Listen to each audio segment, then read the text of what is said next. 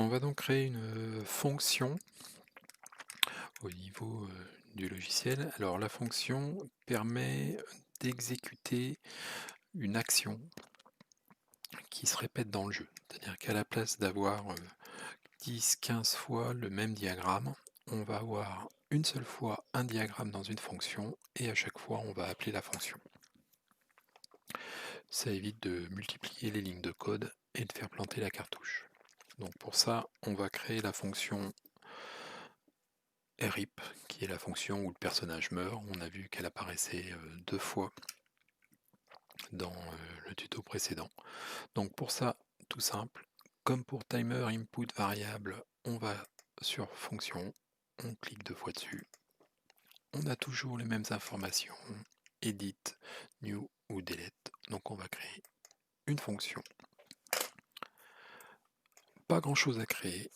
On va créer la fonction un RIP, petit descriptif, toujours mon identifieur. Voilà, la fonction est créée et dans le script, on va déclarer la mort du personnage. Donc, comme pour tout, on clique sur un handle.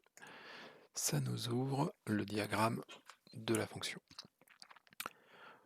Donc, tout simple, on va mettre un message. Vous êtes trop lent. Le dragon vous tue. Voilà, un autre petit message.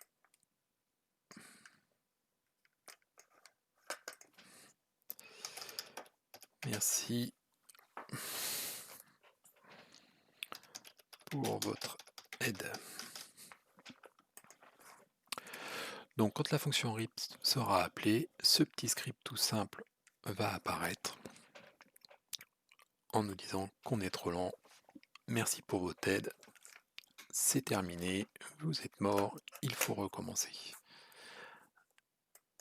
Et on fermera la cartouche avec une nouvelle fonction qu'on n'a pas encore utilisée, qui est la fonction Save and Close Game. Donc là, c'est je sauvegarde la partie, vous êtes mort, je ferme le jeu. Donc un petit script tout simple. La fonction est créée, il faut maintenant l'appliquer à l'intérieur du jeu. Donc pour ça, on va revenir au niveau des zones où on indiquait tout à l'heure le message RIP. Donc normalement, le premier est dans la grotte du dragon. Quand on rentre, on a un message RIP, donc tout simple.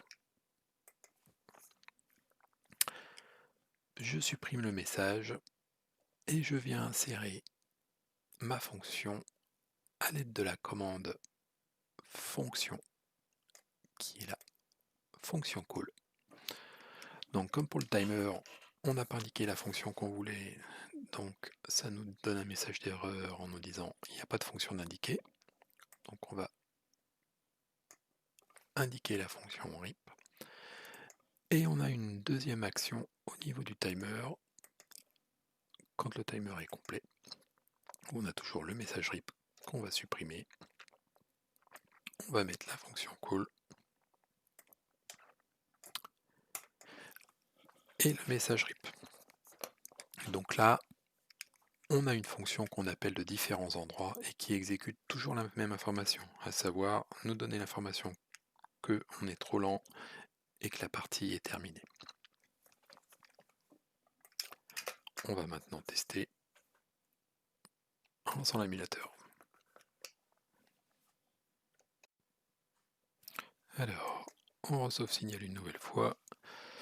Toujours notre bonjour. Donc là, on va aller dans la zone du dragon. J'ai remis le timer à 10 secondes pour éviter d'attendre 30 secondes, ça sert à rien. Voilà, vous êtes trop lent, le dragon vous tue. Merci pour votre aide.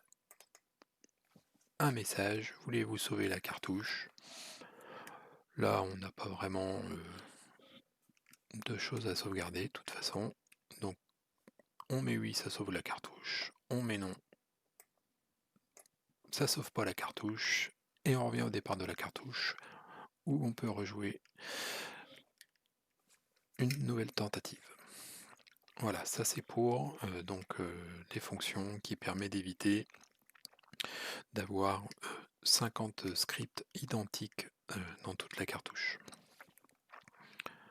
Donc on va maintenant refermer l'émulateur et passer à la solution du jeu en allant voir le chef du village qui nous remerciera en nous donnant les informations de localisation de la boîte.